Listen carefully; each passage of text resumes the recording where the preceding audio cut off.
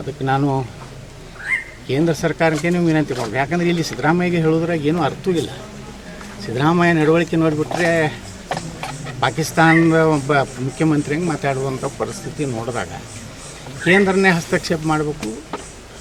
ನಮ್ಮ ಕಾರ್ಯಕರ್ತರಿಗೆ ಇವತ್ತು ಏನಾದರೂ ಸಾಂತ್ವನ ಸಿಗಬೇಕಾದ್ರೆ ಅವ್ರನ್ನ ಯಾರು ಕೊಲೆ ಮಾಡಿದ್ದಾರೆ ಅವ್ರನ್ನ ಅಂತ್ಯ ಆಗಬೇಕು. ಅದ್ರ ಜೊತೆಗೆ ನಾನು ವೈಯಕ್ತಿಕವಾಗಿ ಈ ಕುಟುಂಬಕ್ಕೂ ಸಹ ನಾಳೆ ಒಂದು 5 ಲಕ್ಷ ರೂಪಾಯಿ ಹಣವನ್ನು ಅವರ ಆರ್ಥಿಕ ಸಹಾಯ ನಾವು ಮಾಡ್ತೀನಿ. ಈ ರೀತಿ ನಾವು ಬರೀ ಇದು ಆರ್ಥಿಕ ಸಹಾಯ ಮಾಡೋದ್ರಿಂದ ಏನೂ ಆಗೋದಿಲ್ಲ.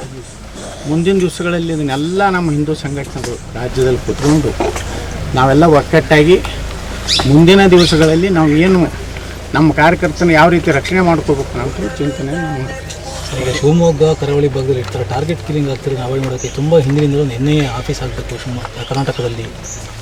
ಸಾಕಷ್ಟು ಈಗಾಗಲೇ ಅದ್ರ ಬಗ್ಗೆ ಬೇಡಿಕೆ ಇದೆ.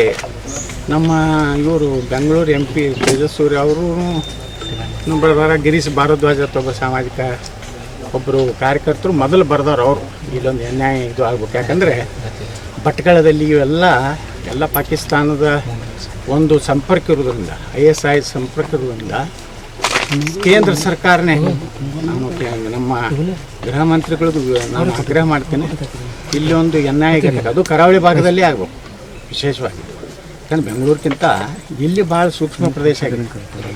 ಇಷ್ಟು ಭಯ ಆಗಿದೆ. ಯಾಕಂದರೆ ಕೇರಳ ಬಾರ್ಡರ್ ಒಂದಿದೆ.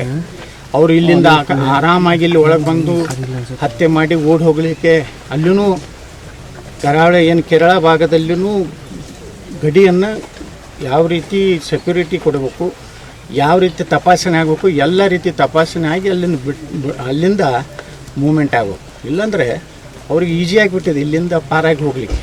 ಬಂದುಬಿಡ್ತಾರೆ, ಮಾಡಿ ಓಡಿ ಹೋಗ್ಬಿಡ್ತಾರೆ. ಈಗ PFI ಬ್ಯಾನ್ ಆದಮೇಲೂ ಕೂಡ ಆ್ಯಕ್ಟಿವಿಸ್ಟ್ಗಳು ಅದರಿಂದ ಏನು ಹೊರಗಡೆ ಬಂದಂತೆ PFI ನೋಡಿರಿ ಬರೀ ಅದು ಇದರಲ್ಲಿ ಬ್ಯಾನ್ ಆಗಿದೆ. ಮತ್ತೊಂದು ಸಂಘಟನೆ ಹೆಸರು ಇಟ್ಕೊಂಡು ಇದನ್ನು ಮಾಡ್ತಾರೆ, ಅವರೇ ಇರ್ತಾರೆ. ಈಗ ನೋಡಿ ಈಗ ಪಾಕಿಸ್ತಾನದಲ್ಲಿ ಎಷ್ಟು ಸಂಘಟನೆಗಳದಾವೆ.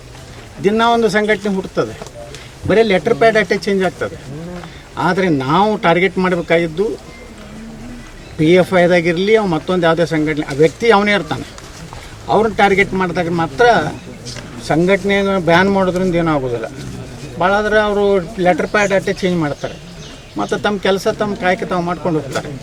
ಅದಕ್ಕೆ ಅವ್ರನ್ನೇ ಟಾರ್ಗೆಟ್ ಮಾಡೋ ಯಾರು ಅದ್ರ ಮುಖಂಡರು ಅದಾರ, ಅದ್ರ ಹಿಂದೆ ಬ್ಯಾಕ್ ಏನದ, ಎಲ್ಲಿದ್ದು ಹಣ ಬರ್ತದೆ, ಇದನ್ನು ಟಾರ್ಗೆಟ್ ಮಾಡಿ ಹೊಡೆದ್ರೆ ಇದು ಎಲ್ಲರೇ ಜೈಲಿಗೆ ಹಾಕಿದ್ರೆ ಅದು ಆಗೋದಿಲ್ಲ.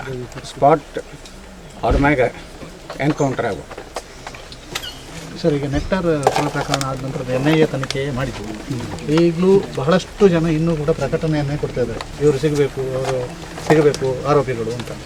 ಹೇಗೆ ಅದೇ ತನಿಖೆ ನಡೆದ ಮೊನ್ನೆ ಒಬ್ಬರನ್ನು ತೊಗೊಂಡು ಬಂದಾರಲ್ರಿ. ಈಗ ತನಿಖೆ ಅಂತ ನಡೆದಿದೆ, ಇನ್ನೂ ವೇಗವಾಗಿ ಇದನ್ನು ಇವ್ರಂತ್ರ ಸಿಗ್ತಾರೆ. ಇವ್ರೇನು ಭಾಳ ದೂರ ಏನು ಹೋಗಿರೋದಿಲ್ಲ. ಇವರಿಗೆ ಅಲ್ಲಿ ಕರ್ಕೊಂಡೋಗಿ ಅರೆಸ್ಟ್ ಮಾಡೋದ್ರಾಗ ಏನೂ ಅರ್ಥ ಇಲ್ಲ. ಹಿಂಗಾದ್ರೆ ಅದು ಸಮಾಧಾನ ಭಯ ಅನ್ನುವಂಥದ್ದು ಬರಬೇಕಾದ್ರೆ ಆನ್ ಸ್ಪಾಟ್ ಅವ್ರನ್ನ ಎನ್ಕೌಂಟರ್ ಮಾಡಬೇಕು. ಅದನ್ನ ಬಿಟ್ಟರೆ ಮತ್ತೊಂದು ಪರಿಹಾರ ಇಲ್ಲ.